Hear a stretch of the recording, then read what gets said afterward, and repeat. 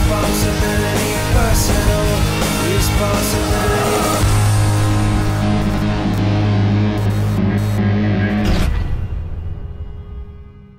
How's it going, everybody? It's Young here with what we know so far about Cyberpunk 2077. In this video, I'll be chronicling every piece of news and information about the highly anticipated title from when it was announced back in May 2012 to where we are now, May 2017. If you haven't been keeping up with this game, this video is all you're gonna need.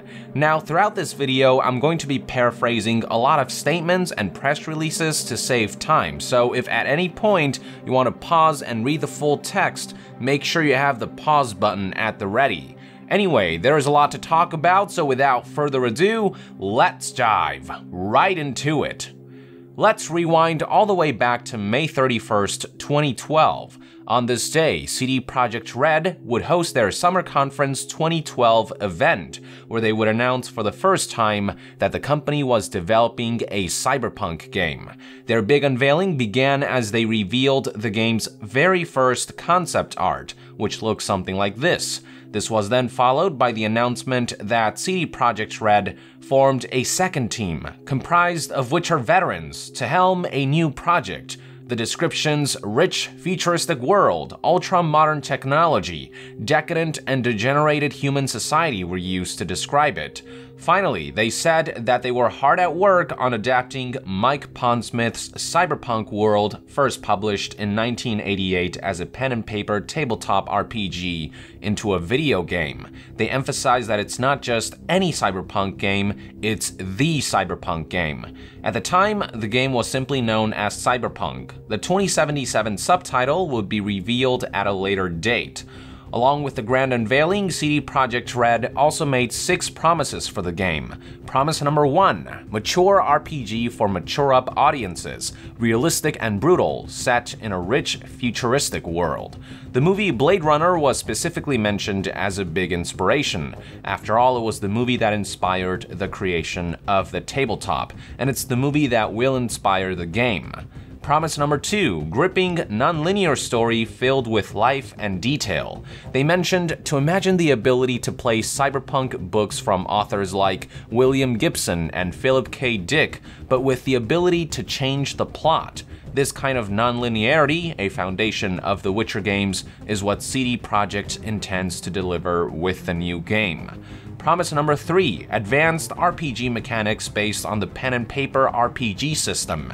They kept mentioning how well the tabletop system worked, and emphasized that they will adapt its gameplay mechanics in video game form. Promise number 4, varied selection of different character classes. While CD Projekt Red emphasized that an official listing of classes would be announced at a later date, they made it clear that we can expect classes from the tabletop to be featured in the video game.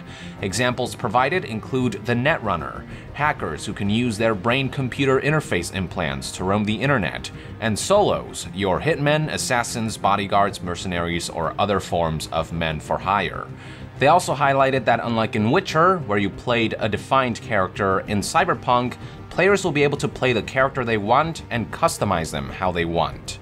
Promise number 5, gigantic arsenal of weapons, upgrades, implants, and cool high-tech toys. In other words, expect to be able to equip your character with tons of equipment and tools adapted from the tabletop RPG that will allow you to do cool shit in this game. Finally, promise number 6, set a new standard in the futuristic RPG genre with an exceptional gaming experience. They also guaranteed that their Cyberpunk game would be intelligent, non-linear, and gripping with cutting-edge graphics. With that, they revealed the first official concept art of the game, after which they brought Cyberpunk creator Mike Pondsmith himself on stage to talk about how his vision was born and why he thinks we should be excited about the video game. Thus concluded CD Projekt Red's Summer Conference 2012 event. 12 days later, on June 12, 2012, website Polygon released an article detailing an interview that they did with CD Projekt Red co-founder and CEO Marcin Iwinski, who confirmed to them that alongside the new Cyberpunk video game, the tabletop game would be getting updated as well, with the goal being to update the pen and paper RPG so it doesn't feel like a retro take on a Cyberpunk future. The same philosophy applies to the video game. Iwinski said the following to Polygon about the matter. So our goal is not to take his properties and change them, but we are not looking at a retro feel for the game. We want to take his ideas and look at where they might go a little bit further into the future, but not too far. Something similar was said 8 days later on June 20th, 2012 in an interview with Gamefront. They said that the plan is to refresh the setting for our present day and to reflect the idea of the not too distant future. The reason for this, they explained, is because the retro world won't be believable for the younger generation, so they're going with more modern and relatable elements. From there, a month and a half later, on July 22nd, 2012, website RPGsite.net noticed that CD Projekt Red was hiring a multiplayer programmer for some of their upcoming projects, possibly indicating that Cyberpunk may have multiplayer features, which we would get confirmation of at a later date.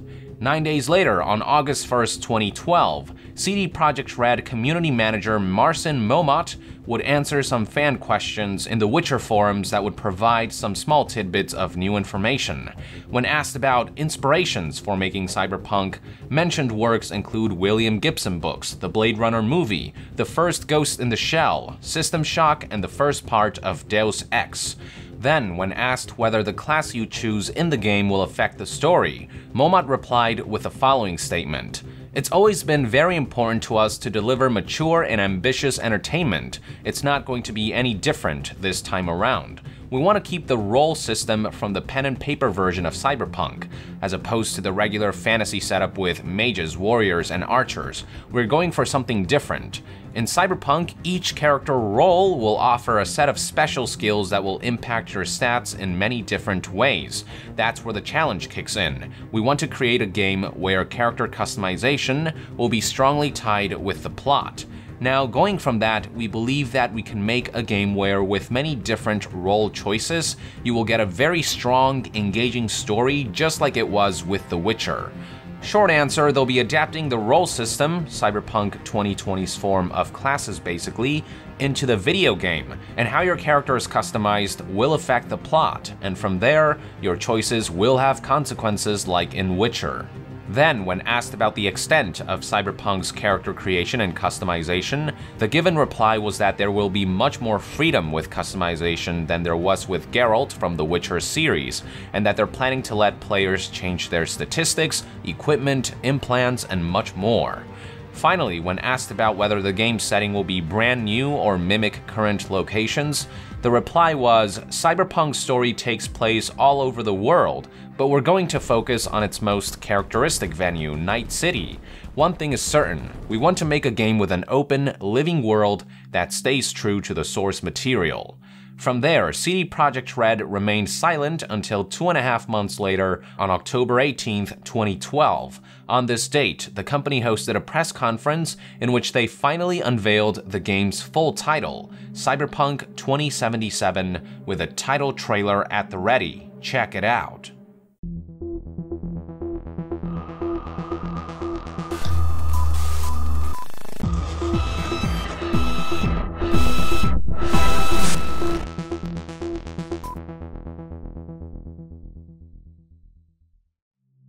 Following the announcement of the full title and the game's setting, the year 2077, the conference proceeded by highlighting some of the game's planned features, starting with ambitious RPG for mature audiences set in the corrupt and tech-advanced world of the year 2077. They reiterated that they're looking into the not-too-distant future, but not something that will happen overnight either. The next highlight was gripping multi-thread story taking place in the sandbox environment of the vivid and detailed city of Night City. They further elaborated by stating that the goal is to let players explore any location they want, however they want, whenever they want. Mike Pondsmith then added that Cyberpunk 2077 occurs after the events of what's called the Fourth Corporate War. There are clues and hints. We told you we'd have to kill you, as usual. One of them is a big hint I left for everybody at the tail end of the Fourth Corporate War, when I dropped a small pocket tactical nuke in the middle of the Arasaka Towers. And that left kind of a really large real estate space that we're going to be playing around with. The next bullet point says, advanced RPG mechanics based on pen and paper RPG system upgraded to the 2077 setting. They stated that they're essentially following the rules of the tabletop game, but they also hinted at expanding the system in 2077 and doing a bunch of new things that they've been playing around with. The final highlight was gigantic arsenal of weapons, upgrades, implants, and cool high-tech gadgets. New equipment adopted to reflect over 50 years of mankind progress.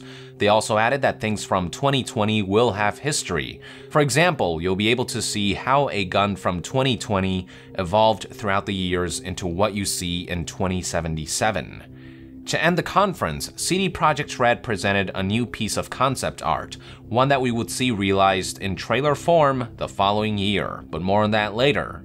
Right after the conference, the studio released a press release reiterating a lot of the same information, but one new bit reads as follows. Players will have a chance to visit places well known from Cyberpunk 2020, including a combat zone completely taken over by gangs, the legendary Afterlife joint, and the nostalgic Forlorn Hope. Moving on, 6 days later, on October 24th, 2012, website PC Gamer published an interview that they did with CD Projekt Red's PR specialist. During the interview, it was mentioned that the game's development is at a point in which there's both conceptual work going on, while assets and early models are being built. They were also checking out what works and what doesn't, and implementing elements accordingly. It was also mentioned that the Cyberpunk 2077 team is taking special care in ensuring that straying off the main quest and doing side quests can be just as engaging, with the goal being to ensure that side quests and the main quest are connected on some level so players won't get lost. Aside from that, not much else was revealed. From there, let's fast forward 2.5 months later to January 10th, 2013. On this date, CD Projekt Red finally released a full CGI teaser trailer for the highly anticipated title, which looks something like this.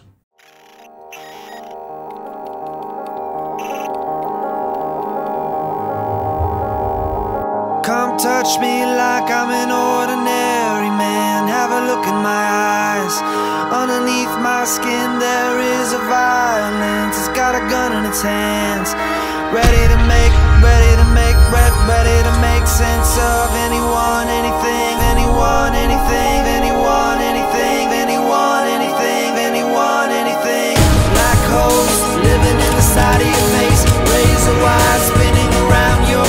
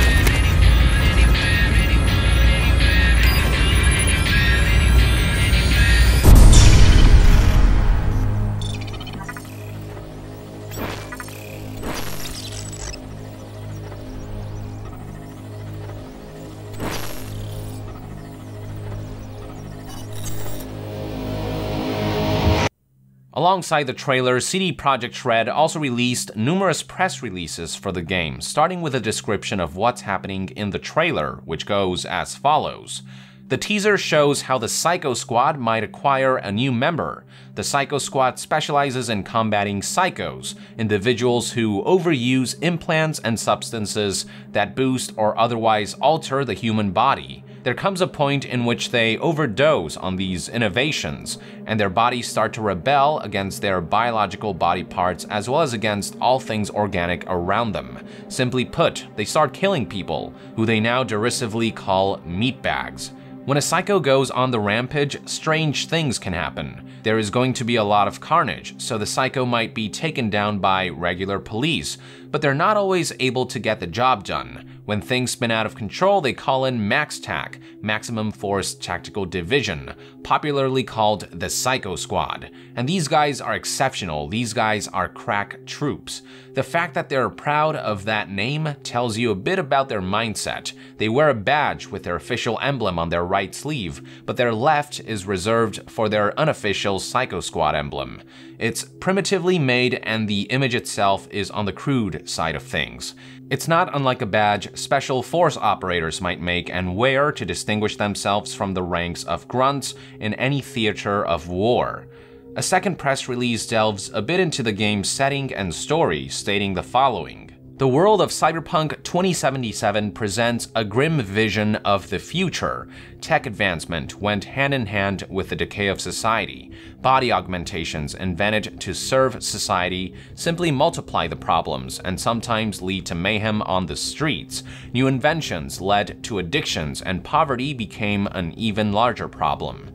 In Cyberpunk 2077, the player will be thrown into a dark future. The metropolis of Night City is a stage set to tell the tale of one individual, raised on the streets, who tries to lift himself up from the gutter and find a way to survive amongst booster gangs and megacorporations in a city of filth and sin. Drugs, violence, poverty, and exclusion haven't disappeared by 2077, as people stayed as they were for centuries, greedy, close-minded, and weak.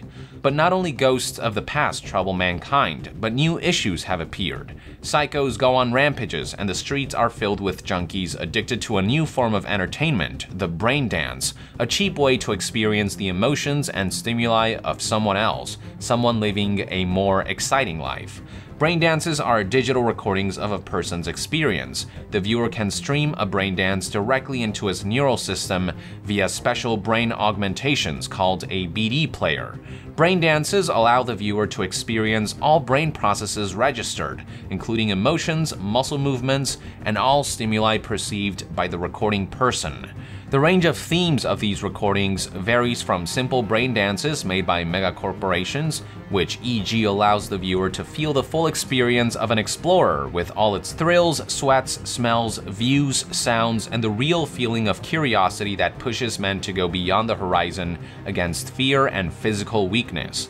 But there are also more controversial sides of braindance, because some recordings are created illegally in the underground. Entering the mind of a serial killer means not only seeing the monstrosity he performs, but also living his lust to kill and fulfillment. You haven't experienced the latest new Hollywood recording? You're nobody. The streets live with brain dances. Everyone just got crazy and wants to be a part of this new entertainment fad. Some people push it even too far and they cannot stop living other people's lives. If you're not linked to a brain dance right now, you're probably discussing what happened to you during your last session. Of course, just like every great new cultural movement, BDs have people who criticize them. This is the world of 2077. The gap between high and low is bigger than ever. Drugs, violence, braindance, psychos on the loose. Will you be able to function in this defunct society or end up a BD junkie with nothing left, set aside like garbage, still living someone else's life, not aware of what's going on around you? Whether you like it or not, this is the age of braindance decadence. This is Cyberpunk 2077.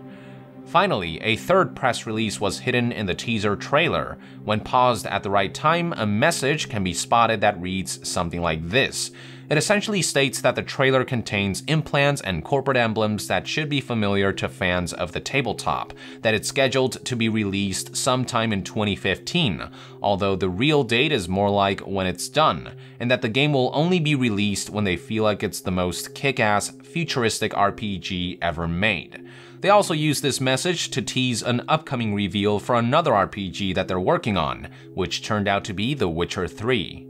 So yeah, all of this information in one day. On January 11th, 2013, website Polygon published an article detailing an interview that they did with Cyberpunk 2077 lead writer Sebastian Stepien. He began by explaining that by advancing the setting from 2020 to 2077, they are creating over 50 years of history, with their goal being to faithfully adapt the tabletop's setting of Night City while expanding it, promising that the world of 2077 would be an evolution of the original source material. He also reiterated that the story is about the player's rise to power, someone who rises from filthy gutter to stand against a hostile world, with player choices driving the story. He added that the story would be a non-linear and multi-threaded tale with many twists and turns, mostly guided by the player's choice. As far as gameplay goes, they emphasize that they're using the rules of the original pen and paper game, Cyberpunk 2020, as the base material, although they warned that a straight adaptation isn't as simple as it might seem, as some of the skills from the tabletop don't really work in tandem with a video game environment. So what the team does is build prototypes for certain mechanics, experiment with it, and see what will work. But they do want to stay as close to the original game as possible, and even teased implementing the ability for players to print out their character sheet from the game, a character sheet being what's used to keep track of the player's character stats and equipment in a tabletop RPG. Another one of their goals is to make the game accessible to newcomers, and they don't believe this will be a difficult task, since the game's futuristic subject matters will be relatable to the game's potential audience, as it deals in modern issues like class warfare and the increasingly dependent relationship humans take on with technology. One example given was how the idea of implants are relatable to our modern-day society, with prosthetics becoming more advanced in our real world each day. They want to mainly focus on contemporary issues, with the world of Cyberpunk 2077 acting as a kind of filter for those things. Stepien also talked a bit more about psychos and braindance addiction, but nothing new that wasn't covered in the press release. The interview finally concluded with a discussion on how Cyberpunk 2077's vision of the future will not be a bright one, although the game developers find appeal in experiencing a world in which you're constantly on the edge through a video game. In the words of Stapien, living on the edge is one of the rules of the Cyberpunk movement, and our game will allow you to do that. On the same day, CD Projekt Red's CEO did an interview with Polish news channel TVN CNBC, and one interesting tidbit that came out of it was that the graphics shown in the CGI trailer represents the level of in-game graphics that they're aiming for. 4 days later, on January 15th, 2013, CD Projekt Red released images showing the making of the teaser trailer, featuring everything from original storyboards to concept art to the 3D scanning process of Kasia Danis, the Polish model whose likeness was used for the teaser trailer, to the final results. No new information in there per se, but still cool to look at. On January 25th, 2013, website The Verge released an article detailing their interview with Cyberpunk 2077 lead gameplay designer Marcin Janickiewicz. But there was really no new information there, so let's skip forward 1 week to February 1st, 2013. On this day, CD Projekt Red announced their brand new engine, Red Engine 3, and confirmed that both Witcher 3 and Cyberpunk 2077 would be created with this new tool. I should mention that Cyberpunk 2077's development has now moved to Red Engine 4, but that's news that wouldn't be revealed until 2017. 4 days later, on February 5th, 2013, website Rock Paper Shotgun released an article detailing their interview with Mike Pondsmith, creator of the Cyberpunk tabletop, who shared some insight on his role in Cyberpunk 2077's development. One of the things that he confirmed is that fan-favorite and familiar characters, megacorporations, and settings from the Cyberpunk 2020 tabletop would be making a return. He specifically cited characters like Morgan, Johnny Silverhand, and Alt, megacorporations like the Ninja Corp Arasaka and its paranoid corporate heads, and places like the Afterlife and the Forlorn Hope. He also provided some lore and timeline details about the game by explaining that his task is to extrapolate what happened since the Fourth Corporate War in 2024 all the way up to the 2077 timeline.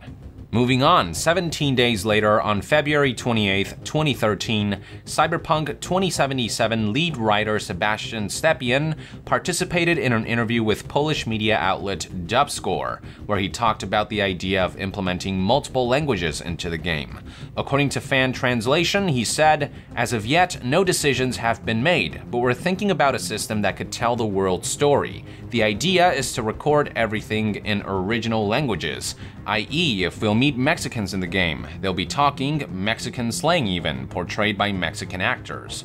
The player would be able to buy a translator implant, and depending on how advanced it is, he'll get better or worse translation. You can't reliably recreate street slang of Los Angeles or some other American city. You can't simply dub it and reproduce those emotions, rhythm of speech, mannerisms. Everything has to be cohesive. Otherwise, we would simply hear that Polish actors are trying to imitate Americans. That won't work." Another translation comes from website Attack of the Fanboy, which goes as follows. Each NPC in the game will talk in his native language. Average Joe will speak in English, but there will be a lot of foreigners living in Night City, Koreans, Mexicans, Polish, etc. And they will talk mostly in their native language, especially among their countrymen. And to understand them, you will have to buy a translation implant that will translate for you what they're saying. This then brings us to 1 week later, March 7th, 2013. On that date, website GameIndustry.biz published an interview with CD Projekt's head Adam Badowski, who shared some insight and information on Cyberpunk 2077. One of the first things that he confirmed was that, like in the Witcher series, they are aiming to avoid simple good and evil scenarios. Instead, their goal is to convey moral gray areas and controversial elements.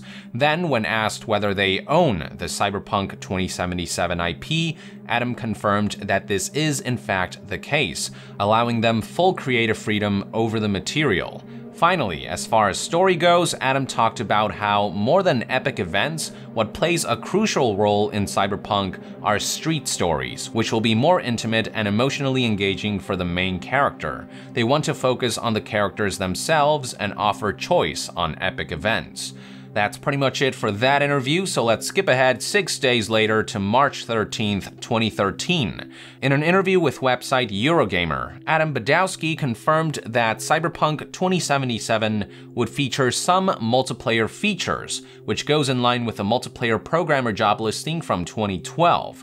Adam also confirmed that while the game takes place in the city, there will be other environments to explore as well. But they want to start with Night City, which will be fully open world. Moving on, we would not hear from CD Projekt Red for a month and a half. Finally, on May 1st, 2013, website IGN published an article detailing an interview that they did with Cyberpunk 2077 game director Mateusz Kanik. One of the things that they discussed was character customization and its effects on the story. According to Kanik, the game will have features that allow players to create their own visual style, which will affect gameplay, storyline, and relationship between characters, and your appearance and dress will also change the behavior of NPCs and parts of the story.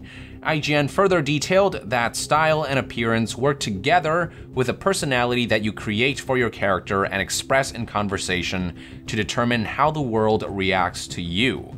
Manic further elaborated by stating that it's about telling a story via what happens, not cutscenes or other features, and to do that, their goal is to create a new, unique dialogue system. Manic then detailed CD Projekt Red's goals with Cyberpunk 2077's story, while the game's teaser trailer showed a Psycho Squad facing off against a woman who has suffered cyberpsychosis. He emphasized that the game won't just be about police hunting down cyber psychos. The Psycho Squad is simply one of many story elements in the world. It's a subplot. Overall, the story will be low level. Players won't be out to save the world or save the city. Instead, they are focused on the main character, the player character, and their problems. Moving on to gameplay, Manic once again brought up the difficulty in adapting pen and paper tabletop RPG mechanics into a video game, noting that not everything can be carried over. Whereas the tabletop system is based on dice rolls, the video game will feature tangible shooting and action mechanics, implementing systems like the ability to use active skills during shooting sequences, rather than just featuring a bunch of passive skills like in the tabletop. Manic then talked about the setting of Cyberpunk 2077 and how his goal is to modernize the retro aspect of Cyberpunk 2020 to make it feel more real and modern, while still retaining the original feel and mood of Cyberpunk. Their goal isn't to just create a sci-fi game, but rather to strike a balance of modernizing retro elements while preserving that cyberpunk feel. Again, it's about the not too distant future from our modern day perspective. The interview finally concluded as Manic emphasized that a big part of Cyberpunk 2077 will be the ability for players to create their character's personality through the style, mood, and atmosphere of the world, through players' actions and dialogue choices, and more.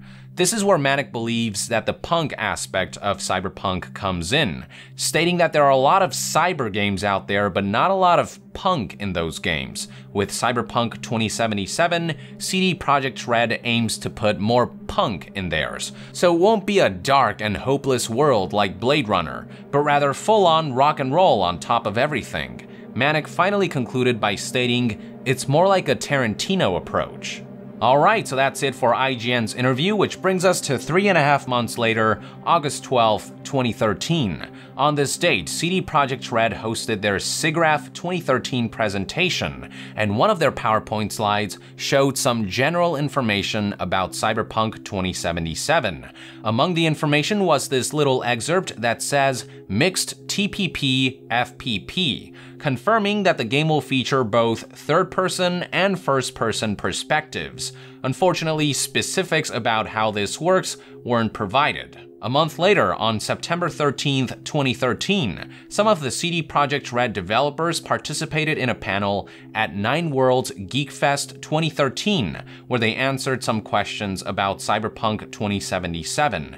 They talked about how they wanted to avoid a situation where combat capabilities are too dependent on stats, with the goal being to focus on player skill instead. They confirmed that there will be many factions in the open world, that you can expect combat and firefights in Night City, that they want players to do whatever they want in the world, whether that's following the main storyline or derailing into side quests, and make both content equally compelling, that they want to convey through the story how technology changes us and how it affects the relationship between social groups, and they reiterated how character creation will not only be important mechanic and gameplay-wise, but will also be tightly integrated into the story.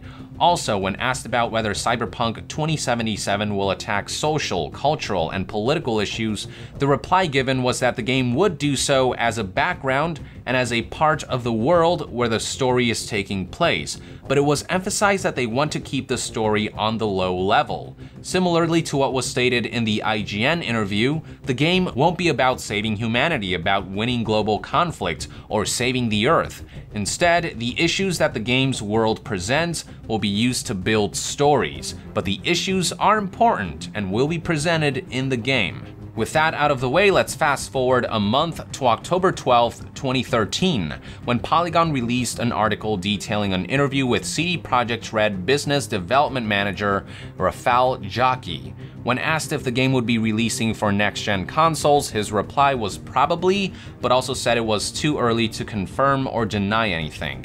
He also confirmed that at this point, CD Projekt Red was mainly focused on The Witcher 3, with the Red team, comprised of more than 100 people, working on The Witcher 3, the smaller Black team working on Cyberpunk in parallel, and a sizable third team working on the Red engine. Moving on, a month and a half later, on December 4th, 2013, Kotaku Australia released an interview article featuring Mike Pondsmith. Most of the information he shared was vague, but he did confirm that you'd be able to play as either sex, which is obvious and not surprising, but it's the first time it was said out loud. 8 days later, on December 12, 2013, another interview with Mike Pondsmith was published by website Now Gamer. Once again, not much information, but Mike did share some story details, talking about how the fourth corporate war that took place between Cyberpunk 2020 and Cyberpunk 2077 damn near destroyed most of the planet, and how a flood of lethal computer viruses has meant people can no longer communicate over the net. Apparently, in many ways, the tech of 2077 is less advanced than that of 2020, and this is going to serve as a key component to maintaining the cyberpunk feel. He also echoed CD Projekt's sentiments on making the story about characters, saying that to keep the feeling of cyberpunk, you kinda have to keep things broken just enough. You have to keep the technology curve down where it's still people interacting on a personal level. Thus marks the end of Cyberpunk 2077 information for 2013, which brings us to 2014, starting with an interview by IGN published on January 22nd, 2014. Following concerns about multiplayer features being implemented into the game, CD Projekt Red co-founder Marcin Iwinski assured that Cyberpunk 2077 would be a true RPG game and that it's not a multiplayer shooter or anything of the sort. Moving on March 11th, 2014, CD Projekt Red announced that The Witcher 3 would be delayed until February 2015. Following up on this, the next day on March 12, 2014, Marcin Iwinski reassured that Cyberpunk 2077 development was not affected by the delay, since a separate team within CD Projekt Red is working on it. At the same time, Iwinski did confirm that because Witcher 3 was such a large project, some of the staff working on Cyberpunk 2077 had to be moved to the Witcher 3 team to help them finish the game. In other words, the delay didn't grind Cyberpunk 2077's development to a halt, but it certainly didn't speed the process up either. And that's pretty much all we heard about the game from 2014. It was a relatively quiet year for Cyberpunk 2077. 2015, the hilariously ambitious original release window for Cyberpunk 2077, was also a relatively quiet year for the highly anticipated title. It was completely absent from E3 2015, and anytime someone asked for information about the game, the response was always, "We don't want to talk about it right now," or "We won't show the game until it's ready to be shown." They even confirmed that we wouldn't hear about the game in 2015 or 2016, as reported by website Reuters in their interview article published on May 26, 2015, 1 week after Witcher 3 launched. From there, after a few more months of silence, CD Projekt Red visual effects artist Jose Teixeira told website MCV UK on October 6, 2015, that Cyberpunk is far bigger than anything else that the studio has ever done. Far, far bigger, stating that they're stepping into the unknown in terms of complexity and size and problems they encounter, while also guaranteeing that Witcher 3 has been a great learning experience, which will greatly benefit Cyberpunk 2077's development. Some good news would arrive 3 weeks later on October 30th, 2015.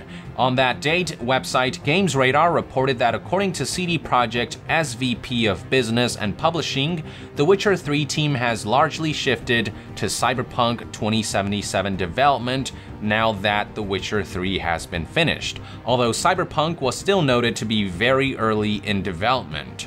Then, during PAX Australia, which took place from October 30th to November 1st, during CD Projekt Red's panel, Cyberpunk 2077 lead quest designer talked a bit about Cyberpunk's quest system, stating that while Cyberpunk will be a very different game from Witcher 3, he does want to keep what was good about Witcher's quest design system and keep things that were working properly. He also added that there are things they could have done better, and they will adjust it accordingly to Cyberpunk's requirements.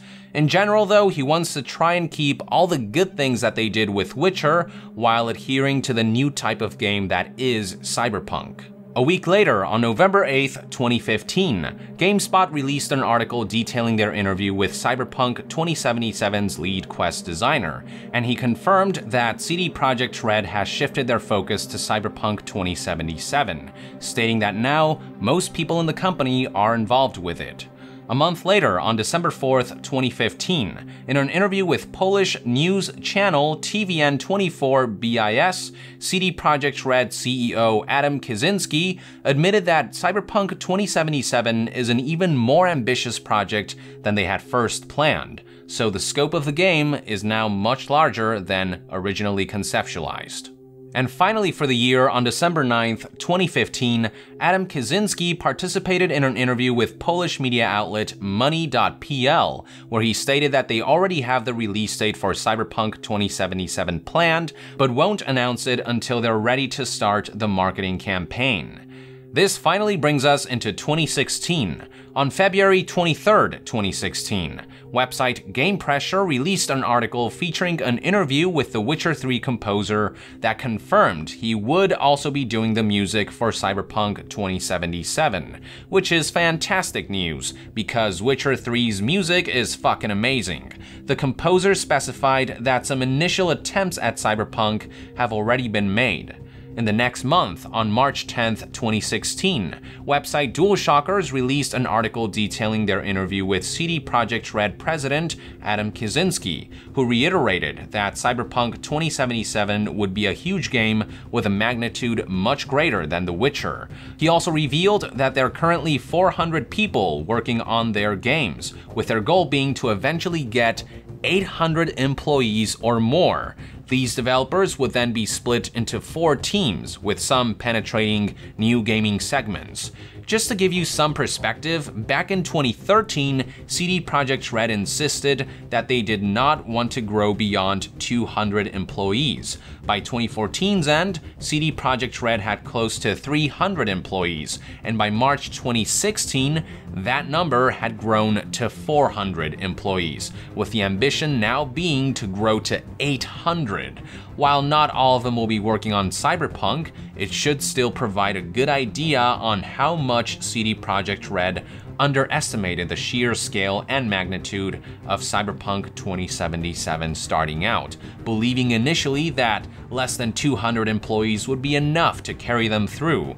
They have since doubled their staff to aid them in their future endeavors and plan to double yet again, which they can't afford to do, fortunately, because of Witcher 3's success. DualShockers' interview finally concluded as Adam Kaczynski mentioned that between 2017 and 2021, they have 2 major games in the plans, one being Cyberpunk 2077 and another being an unannounced AAA RPG, as well as other projects they can't talk about. So that's a release window between 2017 and 2021 for Cyberpunk 2077.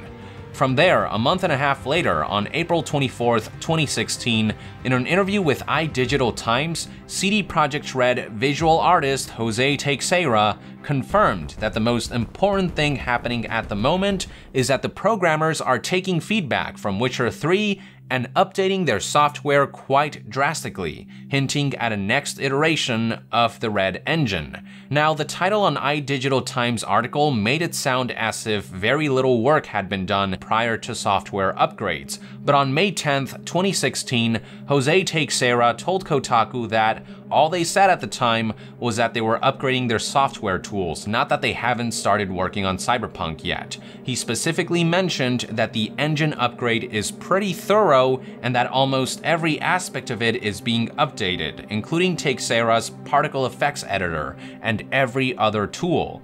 This was further hint that some kind of next-generation game engine was in the works, with 2016 marking a big year for this endeavor.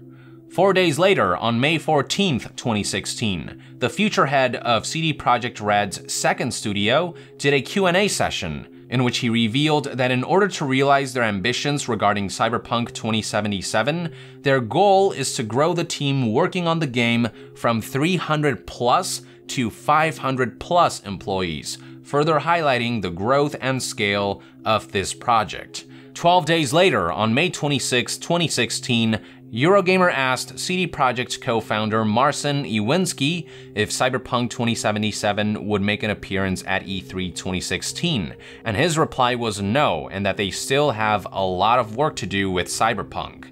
True to his word, E3 2016 came and went with no signs of Cyberpunk 2077 to be found, with the standalone Gwent card game having been announced instead. Now, it's around this time that some rumors regarding Ciri from Witcher 3 possibly making a cameo in Cyberpunk 2077 began making the rounds. A conversation was discovered between Ciri and Geralt, in which Ciri talked about having visited a world that sure as hell sounds like Cyberpunk. Check out the scene in question. We found a portal and took us to a world where Eridan couldn't find us for, perhaps half a year.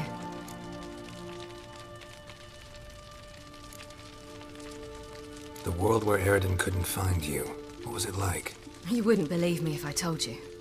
Try me. People there had metal in their heads, waged war from a distance, using things similar to megascopes. And there were no horses. Everyone had their own flying ship instead. Ciri, stop fooling around. Told you wouldn't believe me. We should have stayed there. So, the theory right now is that Ciri might make an appearance in Cyberpunk 2077, probably not as a major character, but as a cameo in one of the game's many side quests. It's definitely possible. More interesting news would arrive on August 29th, 2016.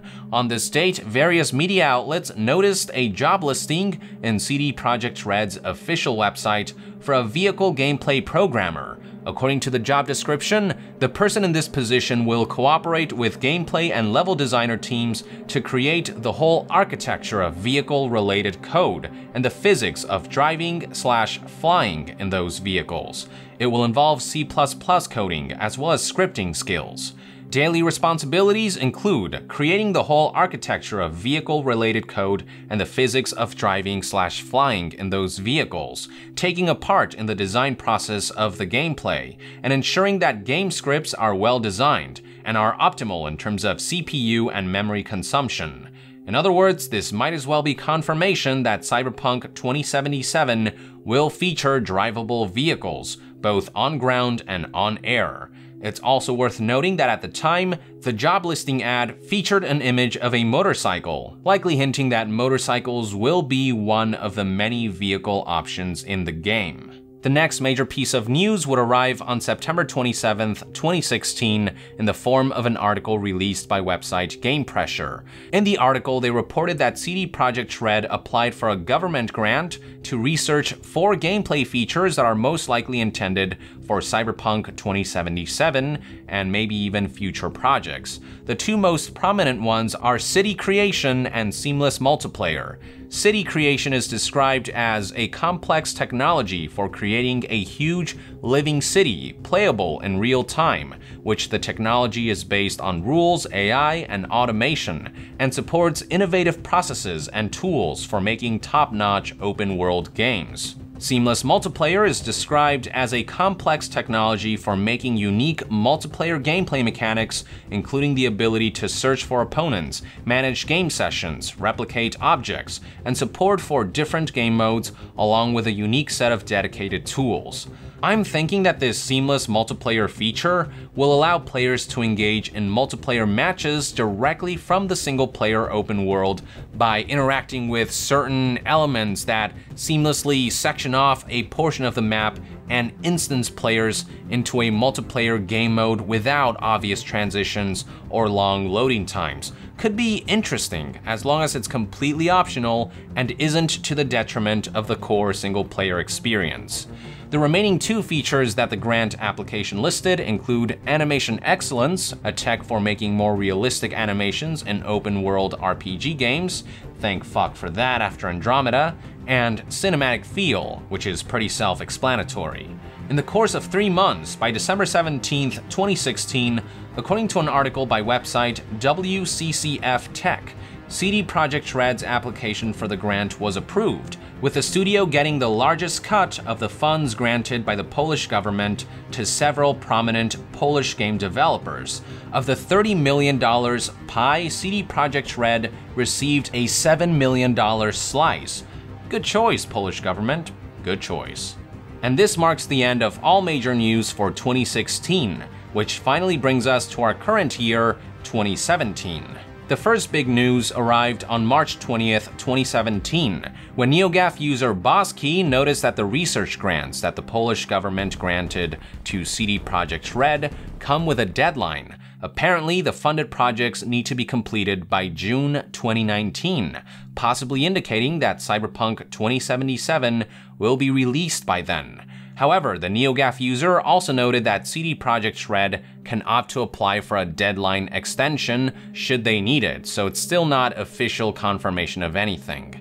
The second big news from the NeoGAF user's post is the discovery that all of these government-funded projects will be included in Red Engine 4, pretty much confirming that Cyberpunk 2077 will indeed run in the next iteration of the powerful game engine. If you recall, this was hinted at back in April and May of 2016 by Jose Teixeira, who talked about how at the time, the studio was hard at work taking what they learned from The Witcher 3 to upgrade their engine and software tools. Witcher 3 already looked damn fine and played phenomenally in Red Engine 3, so I can only imagine what Red Engine 4 will be able to pull off with Cyberpunk 2077. I'm excited. Moving on, 11 days later, on March 31st, 2017, during their 2016 financial results conference, CD Projekt Red confirmed that while Cyberpunk 2077's development was quite advanced, they would not be talking about the game in 2017,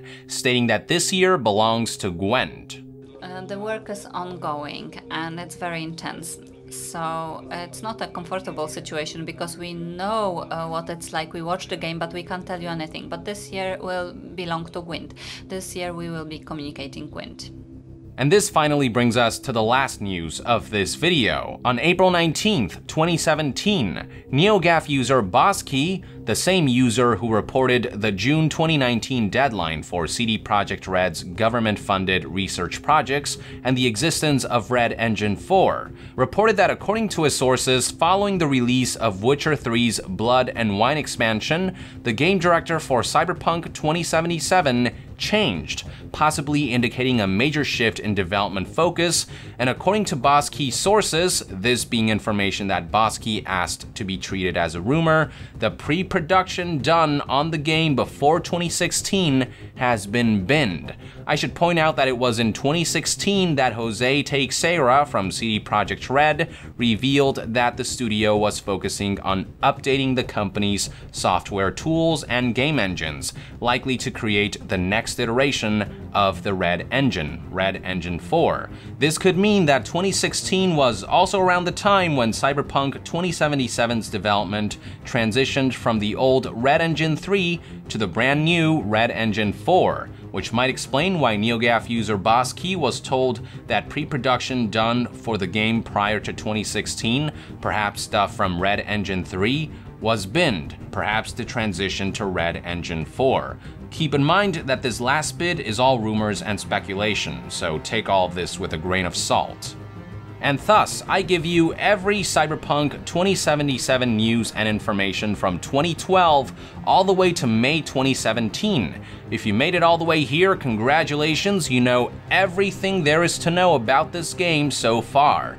Hope you found this video useful because it took a ton of research and time to make. If you appreciate my work, consider clicking on the exclamation mark on the top right corner of this video and supporting my Patreon page to help keep this channel alive and away from the grasp of third-party sponsorships and corporate entities. On top of getting the most direct way of communicating with me, Patreon supporters will also get exclusive access to this video's 8-page Google Doc timeline document where I outlined by date all the Cyberpunk 2077 related news and information with accompanying descriptions and links to sources. It's the outline document that I made prior to writing the script to this video, and it's essentially a one-way stop for Cyberpunk 2077's full development timeline that will be continuously updated throughout the months and years leading up to the game's launch. This document alone took me many hours to make, and I often make these for myself as an organization tool, but I figured it makes sense to hand out this extra perk to those who go out of their way to show their support. There will be more of these timeline documents for other games down the line, and they'll also be continuously updated via Google Doc. So if this is something you think you'll find useful, check out my Patreon and consider supporting my channel so I can keep making videos like these. But if you can't or won't support me on Patreon, that's okay. I'm just glad you're here, checking out my videos, being active in the comments, liking and sharing my work, and supporting me that way. I'll be bringing much more Cyberpunk 2077 content over the coming months and years, so to be further updated, be sure to subscribe and stay tuned right here on Young Yeah. I'll see you guys next time. Young out!